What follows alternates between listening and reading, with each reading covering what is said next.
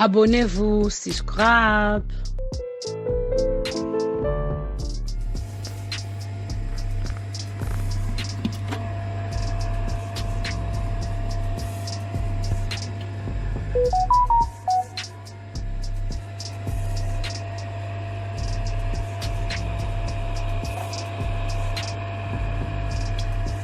Tangawizi,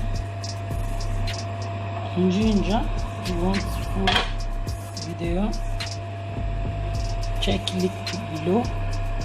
Olingi otala video nango, finaliser na save video.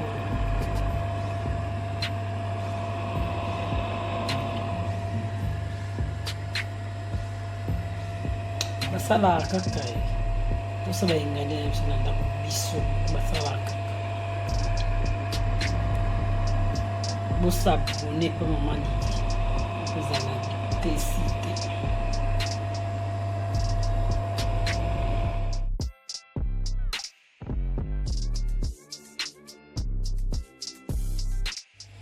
Bonjour Bandeko. Soyez les bienvenus à la chaîne de maman Lydie. J'espère que vous allez bien. Bandeko, bon awa toza awawa. Na ba tomate fraîche na biso ba tomate fraîche toza nango na ba poivron rouge toza nango to sala tomate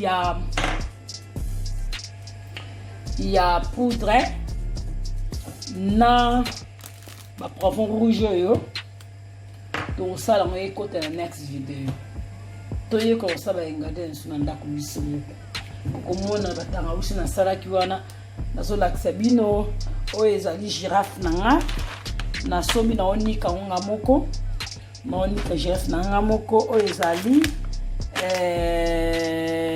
black pepper eza poivron noir nazokonika nga moko awa so nasaiseli baingredient nanga boye naza na ntina na suki nasomba te naosomba me lelo te tano sala tomate ya poussière au moins tant que sala kotumba ba poisson na biso ngombe ko kalinga soso tango otokisa soso na yo tanso okosa okota no tomate oyo tosumba ya constaté te okosa la tomate ya poussière na oyo ezala kitoko tina sala pe ndako na ezala kitoko otiango wana ekoteliselo biloko tumbiango wow, vous êtes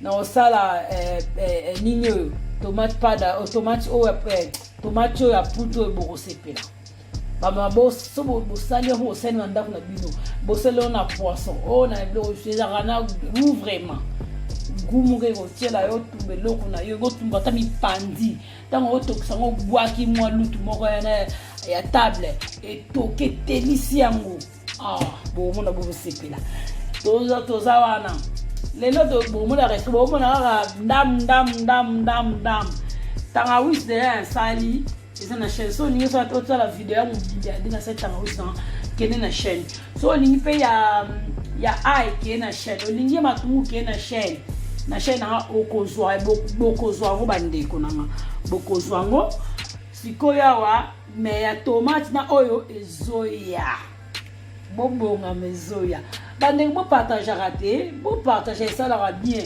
bozo ko partager te babone bele le blanc maman moseka ba fantôme pamba babone bele wana ba partager te batalaka te bandeko ebe bele babone musala nini c'est mieux vous abonner mon petit bateau otala que vous abonner bateau otala te bazo finane ba notification to mo fil ba notification so oye na chaîne maman Lydie otala loko sepeni na ba ndeko fina notification so ki na tie loko kozwango écolation que maman Lydie tie loko boyo que ozotali ono raté te to bon sama bala na biso.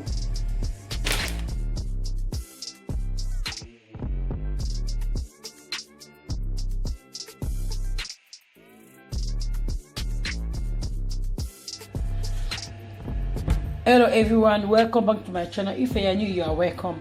Today is not recipe, just I will show you how I make my seasoning.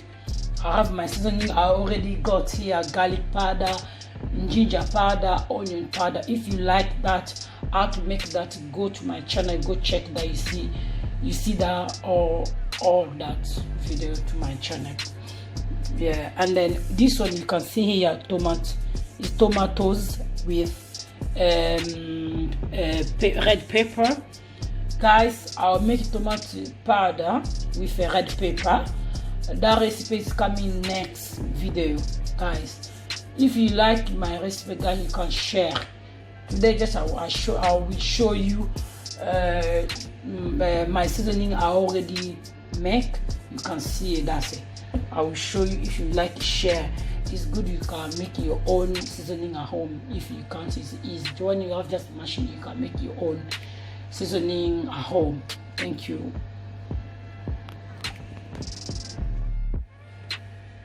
For tomato powder, guys, you can cook that with meat, fish, or rice. Try that, is delicious. Try that, is delicious. When I'll make my tomato powder, and then after that you can try that with meat, fish, and then rice. You can see it.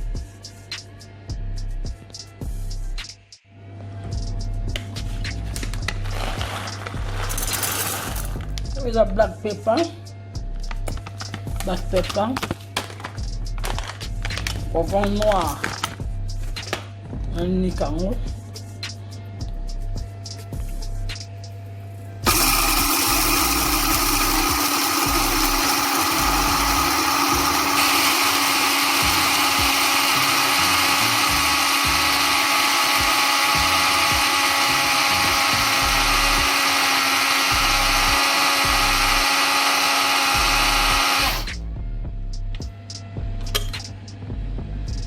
Wow. Solo hitoko awa. Simeni na.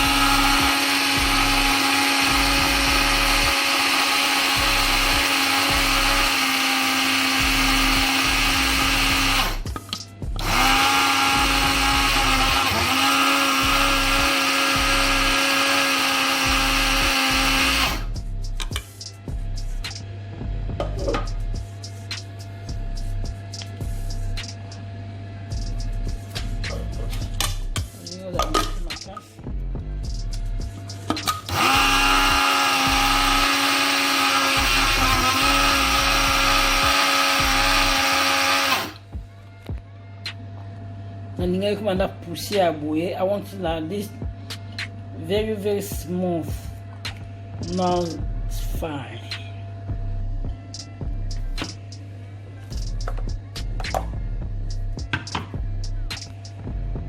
Na cha amena lingeza moko na cha na pa na pasona pasang.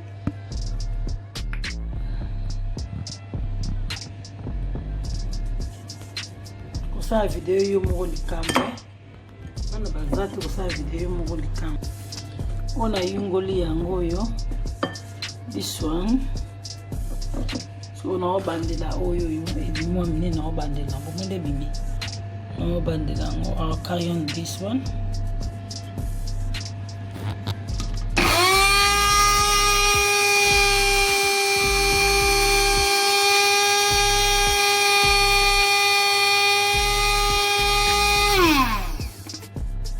Non, c'est là aux girafes. Nassisi poivron noir aux girafes. C'est un girafe.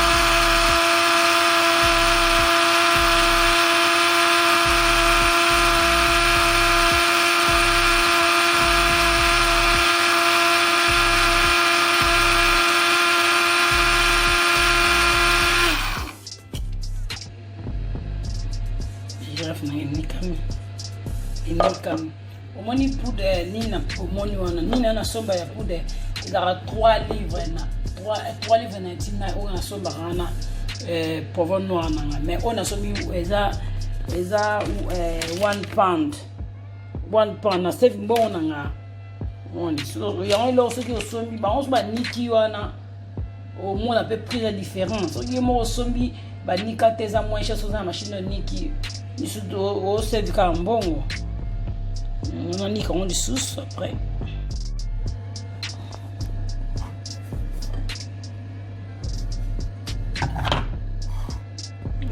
girafe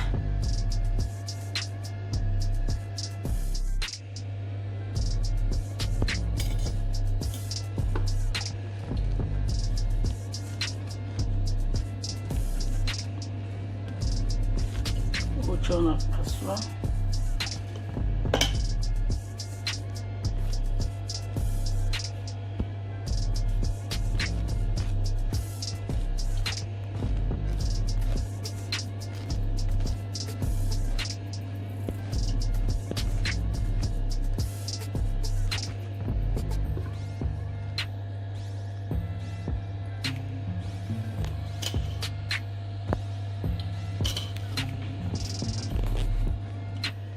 yango esili eza na opasi te yaka konika okei neti na shop omoni ya konika esili osomi na yo ya mbuma oyo niki nango te mo girafe nanga enikami na chango sikoyo na plastique nanga awa eza na molangi soza ya molangi otya molangi na plastique yango esili otonka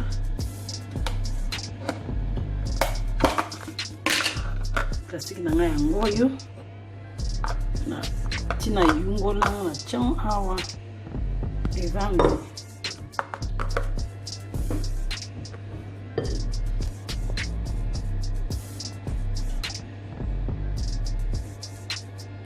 baboni oyo black pepper oyo girafe nanga moni ebimi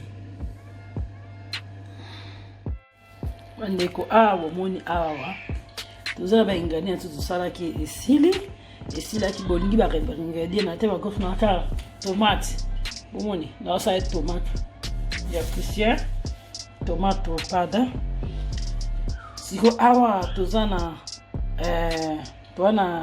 tangawisi ya poussière bomoni ndenge eza tangawisi ya poussière eza na chaîne toza na awa ya poussière eza na chaîne toza na awa tungula ya poussière oyo ya rouge eza na chaîne toza na awa black pepper tosali biso moko toniki biso moko toza na girafe here we have ginger powder garlic powder ginger powder garlic powder and onion powder, the red onion powder. All those the videos match. If you want to watch a full video, go to my channel, you see. And then here we have black pepper and then giraffe. Ndena sinaza ba ingrédients na abo na nsomba sunante eko wumela parce que ayoyo ezebele oyo susoyo tant ezebele donc eko wumela vraiment merci. Abonnez-vous na chaîne Maman Lydie Bokozwa ba recette kitoko ba ingrédients bosala bino na ndako kitoko. Abonnez-vous boza décide. Subscribe to my channel. You can see nice recipe or how to make your season, how you make your season yourself at home. You can see the video. I have many things on my channel. Subscribe, share. Thank you to everyone. Bye. Thank you.